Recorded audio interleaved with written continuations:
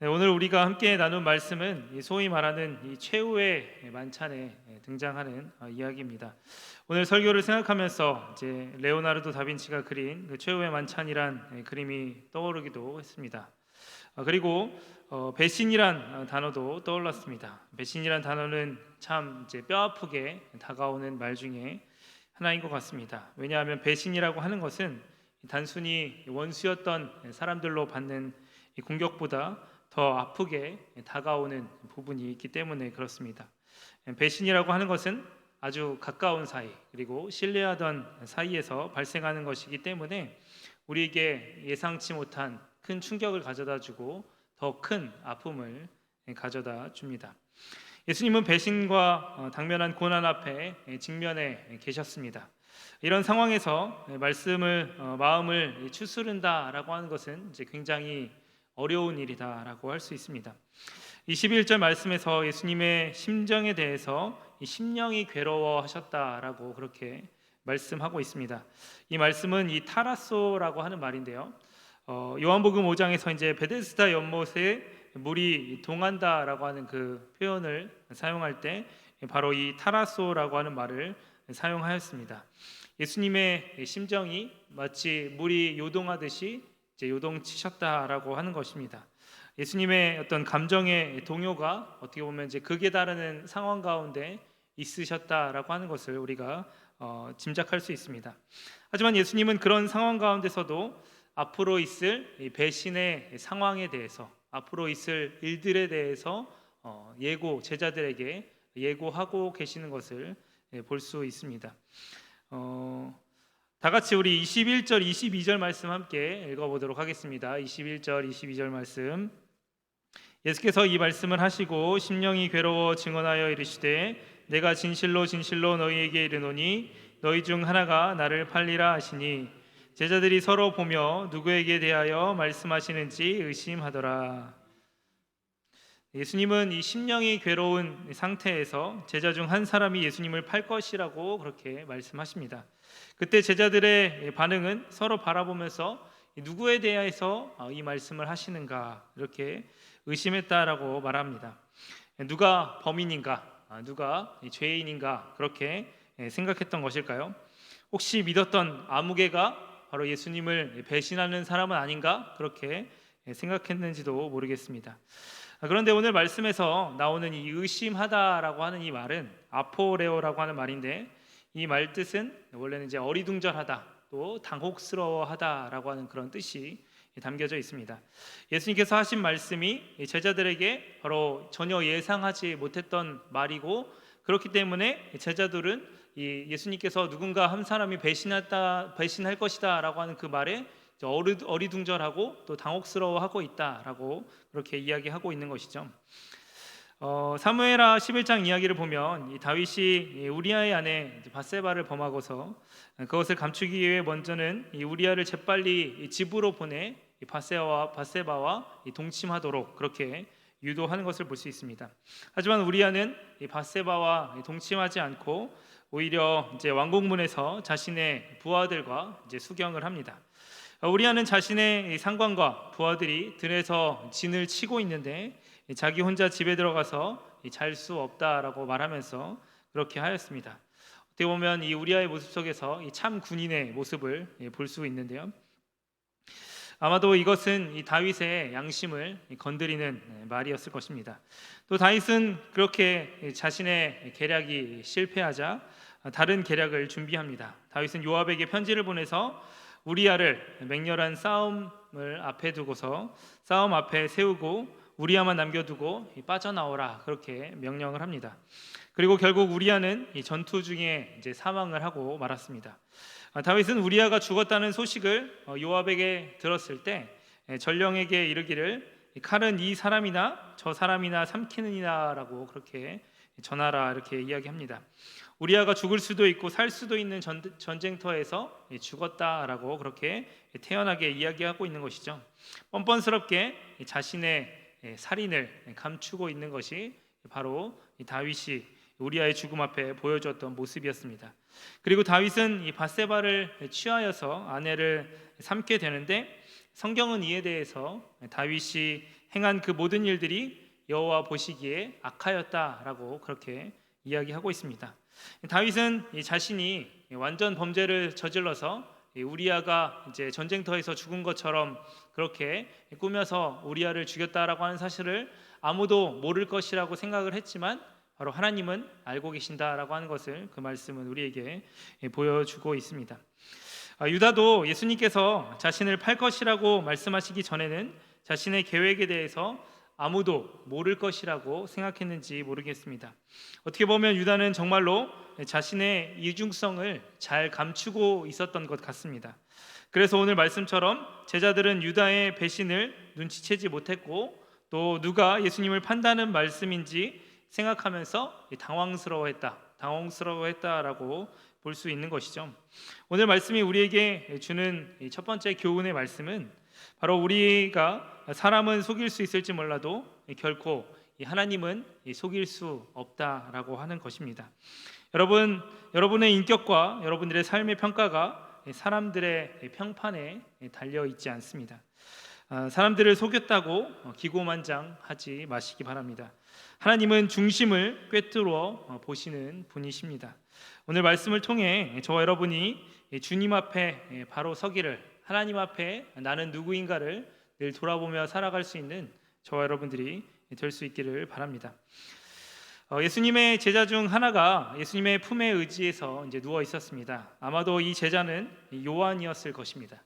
그리고 베드로는 이 머리짓을 하여서 예수님께서 말씀하신 예수님을 팔 자가 누구인지를 요한에게 물어보라고 이렇게 부축입니다. 그리고 예수님의 사랑을 받는 그 제자는 예수님께 누가 예수님을 배신할 것인지를 묻습니다. 그리고 이제 예수님의 대답이 돌아옵니다. 우리 다 같이 26절, 27절 말씀 같이 읽어보도록 하겠습니다.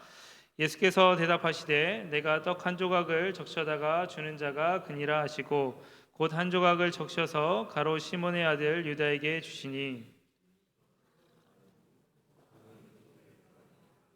이에 예수께서 유다에게 이르시되 내가 하는 일을 속히 하라 하시니 예수님께서는 이 떡 한 조각을 적셔다 주는 자가 바로 예수님을 배신할 것이다 라고 그렇게 말씀하시고 떡 한 조각을 적셔서 이 가롯 시몬의 아들 유다에게 주셨습니다. 그리고 조각을 받은 유다에게 사탄이 들어갔고 또 예수님은 이 유다에게 내가 하는 일을 속히 하라라고 그렇게 말씀하시자 유다가 그 자리를 떠났습니다. 이 이야기에 대해서 사람들은 여러 가지 이야기를 만들어 내기도 합니다. 예수님께서 유다가 배신할 것을 아셨다고 한다면 유다의 의사와는 상관없이 유다는 예수님을 배신할 수밖에 없는 그런 운명 가운데 놓여 있었던 것은 아닌가라고 생각하는 사람들도 있습니다. 유다가 예수님을 배신한 것은 바로 유다가 그렇게 예수님을 배신하도록 운명 지어졌기 때문에 그렇다라고 하는 것이죠. 또 예수님은 유다를 이용해서 십자가의 길을 진행하신다라고 하는 것을 볼 때 어떻게 보면 유다라고 하는 이 존재를 예수님의 이 십자가를 그렇게 만들 수 있도록 해주는 그런 안내자로 생각하는 사람들도 있습니다. 예수님께서 유다의 배신을 재촉하고 또 시행하고 계시는 것 같은 이 모호한 장면을 우리는 어떻게 받아들이고 해석할 수 있을까요? 이 출애굽기 이야기를 보면 이 출애굽기 7장부터 애굽 땅에 10가지 재앙을 내리시는 이 하나님의 이야기가 나옵니다. 이 10가지 재앙에 앞서 모세는 지팡이가 뱀이 되는 이적을 행했습니다. 바로도 현인들을 불러서 그와 같은 일을 행하는데 아론의 지팡이가 이제 바로의 현인들의 지팡이를 삼켰으나 바로의 마음이 완악하여 그들의 말을 듣지 않았다라고 하는 그런 말이 나옵니다. 이 모든 물이 피로 변하는 재앙에서 애굽 요술사들도 같은 일을 행하자 이 바로의 마음이 완악하여 그들의 말을 듣지 않았다라고 하는 말이 다시 등장합니다. 이 둘째 개구리 재앙에서는 그의 마음을 완강하게 하여 그들의 말을 듣지 않았다라고 하고 또 그 마음을 완강하게 한 주체가 누구인지에 대해서는 이제 분명하게 나오지 않는 것을 볼 수 있습니다. 그리고 셋째 이 재앙에서는 바로의 마음이 완악하게 되어라고 되어 있고 또 넷째 파리의 재앙에서는 그의 마음을 완강하게 하여라는 그런 표현을 사용하고 있습니다. 이 바로가 마음을 악하게 먹자 그의 마음이 더욱더 이제 악하게 되었다라고 하는 그런 말로 우리가 해석을 할 수 있을 것 같은데요. 바로의 마음 다섯째 재앙에서도 이제 바로의 마음이 완강하여라고 말합니다. 그런데 이제 여섯째 재앙인 이 독종의 재앙에서 출애굽기 이제 9장 12절의 말씀인데요. 성경은 이렇게 이야기를 합니다. 그러나 여호와께서 바로의 마음을 완악하게 하셨으므로 그들의 말을 듣지 아니하였으니 여호와께서 모세에게 말씀하심과 같더라라고 하는 그런 말이 나옵니다. 일곱째에서는 바로가 자신의 마음을 완악하여라고 말합니다. 그리고 이제 9장 35절에서 말하기는 바로의 마음이 완악하여 이스라엘 자손을 내보내지 아니하였으니 여호와께서 모세에게 말씀하신 것 같더라라고 이렇게 되어 있습니다. 하나님께서 이 바로의 마음을 완악하게 만드셨다라고 하는 이 표현이 과연 무엇일까? 그러니까 바로가 어떻게 보면 하나님 앞에 순종하지 않은 것은 하나님께서 바로를 그렇게 만드셨기 때문에 그런 것인가라고 하는 그런 의문을 자아내는 그런 말씀이라고 할 수 있습니다. 그렇다면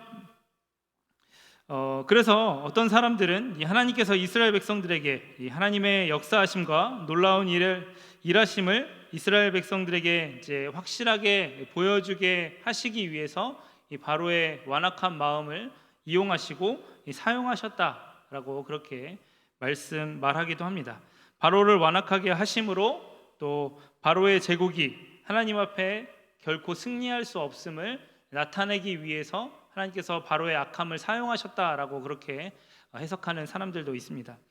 하지만 이 바로의 마음이 완악하게 되었다와 또 하나님께서 완악하게 하셨다는 말이 이제 혼재되어서 이 말씀 가운데 사용되고 있다라고 하는 것을 우리가 볼 때 하나님께서 일부러 바로의 마음을 완악하게 하셨다기보다는 하나님께서 바로의 완악함 그대로 이제 내버려 두심으로 말미암아 바로가 완악하게 되었다라고 말하는 것이 좀 더 타당한 해석이 아닐까라고 생각해 봅니다.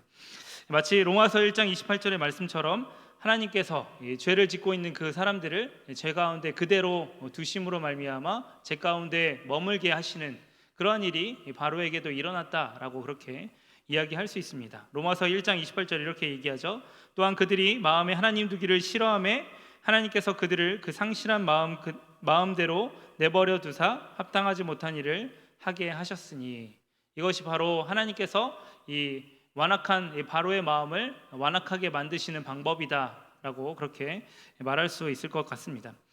하나님께서는 이 죄를 짓도록 유도하는 분은 아니시지만 이 죄를 짓도록 놔두신다는 점에서 인간의 죄에 대한 어떤 모든 귀책 사유라고 해야 될까요? 이 총 결론적인 어떤 책임이 하나님께 있는 것은 아닌가? 그렇게 우리가 생각하게 될 수도 있을지 모르겠습니다.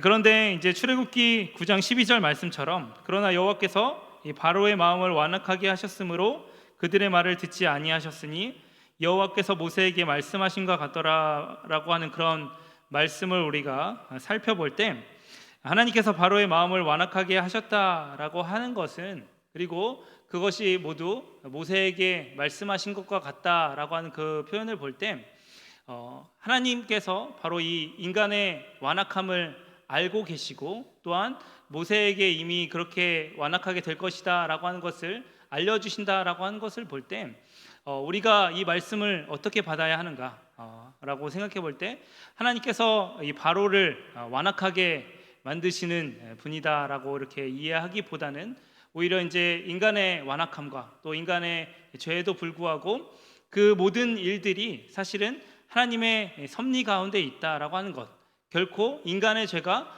하나님을 초월하거나 능가하지 못한다라고 하는 그 사실을 출애굽기가 우리에게 이야기해주고 있다라고 말할 수 있을 것 같습니다. 여러분, 그렇다면 하나님은 왜 인간이 죄를 짓도록 허용하고 계시는 것일까요? 이 땅에는 죄로 인해서 고통받고 있는 많은 사람들이 있는데 하나님은 왜 죄를 짓도록 허용하고 계시는 것일까요? 그것에 대한 완전한 답은 우리는 알지 못합니다. 우리가 모르는 것에 대해서는 정직하게 모른다고 또 말할 수 있어야 합니다. 하지만 우리는 인간의 이 연약함에 대해서는 잘 알고 있습니다. 예수님께서 유다에게 내가 하는 일을 속히 하라라고 했을 때 이것은 예수님께서 유다에게 내린 명령이기도 했지만 명령이라기보다는 유다의 양심을 자극하는 말이었을 것입니다. 내가 하고자 하는 일을 나는 이미 알고 있다라고 하는 그 예수님의 경고의 말씀이신 것이죠. 예수님이 나의 마음을 꿰뚫어 보고 있구나라고 유다는 생각했을 것입니다. 하지만 그는 이런 예수님의 이 양심의 부름에 응답하지 않았고 오히려 이제 예수님을 배신하러 떠났습니다. 이 죄를 향한 마음은 쉽게 돌이킬 수 없다라고 하는 것이죠. 그리고 어둠은 이 빛을 싫어하기 때문에 빛이 그 가운데 드리웠을 때 바로 이 빛을 떠나 도망가고 있는 것을 우리는 발견하게 됩니다. 저는 오늘 말씀을 생각하면서 이 탕자의 이야기를 생각해 보았습니다. 탕자는 아버지의 품을 떠나 타국으로 갑니다. 아버지가 탕자에게 내가 집을 떠나면 타국에서 결국에는 개고생하다가 다시 집으로 돌아오게 될 거야 라고 말했다고 한다고 한들 이 탕자가 집을 떠나지 않았을까요? 아마 다리 몽둥이가 부러지더라도 아마 그 절뚝거리는 발을 가지고 아마 집을 떠났을 것입니다. 여러분, 이것은 바로 또한 우리의 경험을 통해서 알고 있는 사실입니다. 우리는 부모가 하지 말라는 일을 하고 또 남들이 경험하고서 이 일은 정말 안 좋으니 하지 말라고 하는 그 일을 꼭 하게 됩니다.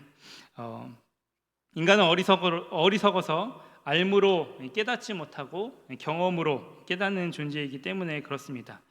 이 똥인지 된장인지 먹어봐야 아는 존재가 바로 인간이라고 하는 것이죠. 죄의 나쁨에 대해서 아무리 경고를 한다고 한들 결국에는 죄가 정말 우리의 삶을 파괴하고 정말 죽음으로 몰아넣는다고 하는 그 사실을 경험할 때만 아는 것이 바로 우리의 인간이고 그것이 바로 우리의 연약함이라고 말할 수 있습니다. 하나님은 왜 죄를 허용하고 계시는가? 유다가 예수님을 파는 것을 왜 허용하고 계시는가? 예수님은 왜 유다의 배신을 허용하고 계시는가? 우리가 다시 한번 생각해 보면 좋겠습니다. 하나님께서는 죄를 방기하시려고 그렇게 하시는 것이 아니라 유다를 죄 가운데 두게 하시기 위해서 그렇게 하는 것이 아니라 바로 죄를 허용해서 실패할 때에만 인간은 자신의 무능함을 깨달을 수 있기에 그렇게 하시는 것입니다. 베드로가 예수님을 부인하고서야 비로소 자신의 연약함을 깨닫고 돌아올 수 있었던 것처럼 하나님의 죄의 허용이라고 하는 것은 바로 인간의 실패를 용납하시는 하나님의 자비요 또 인간의 연약함을 알고 계시는 하나님의 포용을 나타내는 그러한 일들이라고 하는 것입니다. 하나님은 인간의 연약함을 아시고 또 그것을 이해하시기 때문에 그렇게 하도록 놔두시는 분이다라고 하는 것을 우리가 기억할 수 있기를 바랍니다. 여러분도 이제 한 번은 들어보셨을 법한 그런 이야기 중에 하나인데요. 이 IMF 금융위기가 한참일 때 미담입니다. 이 가정의 가장이자 이 중소기업 사장이었던 분의 이야기입니다. 일이 없어서 그랬는지 이제 힘든 회사 생활 때문에 힘들어서 그랬는지 이분은 이제 공원길을 이제 무심히 걷고 있었다고 합니다. 그리고 이제 너무 배가 고파서 이제 근처 이제 식당에 들어갔습니다. 그 식당에는 이제 삼엄한 분위기가 감돌고 또 굉장히 이제 조용한 식당이었습니다. 힘없는 가장이면서 능력 없는 가장의 모습은 초췌하기 이를 데 없고 또 형색도 남루했습니다. 이 식당 주인은 그 차림을 보고서 그가 어떤 사정인지 또 한눈에 눈치챘다고 합니다. 그리고 이제 말없이 음식을 내다 날라주는데 그 사장님이 이제 식당 사장님이 날라주는 그 음식을 이제 한가득 먹고 또 먹었습니다. 그리고 먹고 싶은 음식도 요구해서 먹었다고 합니다. 그렇게 한참 이제 먹고 나서 이제 호주머니를 뒤지니까 밥값을 낼 돈이 없었습니다. 그래서 밥값이 없어서 그 길로 뛰쳐나와서 이제 도망을 치는데 뒤에서 그 사장을 향해서 이제 주인 아주머니가 이야기합니다. 뛰지 말고 천천히 가기에요. 넘어져서 다칠 수 있다오. 그런 이야기가 들렸다고 합니다. 이 이야기에 대해서 뭔가 이렇게 다른 버전의 이야기들도 있었던 것 같은데 아무튼 이런 이야기들이 참 우리 나라에 참 많이 있는 것 같습니다. 예수님께서 이제 유다에게 적신빵을 주셨다라고 하는 것, 그것은 이 시편 41편의 말씀을 성취하기 위함이었습니다. 내가 비록 그런데 하지만 동시에 예수님께서는 떡의 빵에 이 적신 포도주의 적신 이제 빵을 유다에게 주심으로써 유다에게 끝까지 이제 온정을 베풀고 계시는 예수님의 모습을 우리는 또한 발견할 수 있습니다. 내가 비록 나를 배신하겠지만 내가 주는 이 음식을 마저 먹고 가라라고 하는, 어떻게 보면 예수님의 그 호의가 담겨져 있는 행동이라고 말할 수 있는 것이죠. 예수님은 계속해서 유다에게 사랑의 호소를 보내고 계시는 것입니다. 예수님은 배신하러 가는 그 유다에게 끝까지 사랑을 베풀어 주시는 분이시다라고 하는 것입니다. 하지만 예수님께서는 또한 유다에게 이렇게 사랑의 호소를 하실 뿐만 아니라 바로 유다에게 결단을 요구하고 계십니다. 이 셈족의 문화에서 윗사람의 식탁에서 떡을 먹는다라고 하는 것은 바로 이제 충성을 서약하는 것이었다고 합니다. 예수님은 너는 나를 배신하지 말고 나에게 충성하라라고 그렇게 유다에게 말씀하고 계시는 것이죠. 예수님은 내가 하는 일을 속히 하라라고 그렇게 말씀하고 계십니다. 여러분, 이 말씀은 무엇입니까? 예수님은 결코 유다가 배신과 십자가의 사건 속에서 어쩔 수 없는 이 사건의 피해자로 계시는 것이 아니라 그 사건을 이미 다 알고 계시고 그 사건을 주도하시는 분이 바로 예수님이시다라고 하는 것을 예수님은 말씀하고 계시는 것입니다. 그래서 내가 할 일을 속히 하라라고 하는 그 말씀 속에는 나는 나의 길을 갈 것인데 내가 하는 그 일을 너는 속히 하라라고 하는 그 말 속에서 예수님은 나는 내 계획을 알고 있다. 나는 나의 길을 갈 텐데 너는 나에게 돌이킬 것인지 너의 길을 갈 것인지를 결단하라라고 유다에게 말씀하고 계시는 것이죠.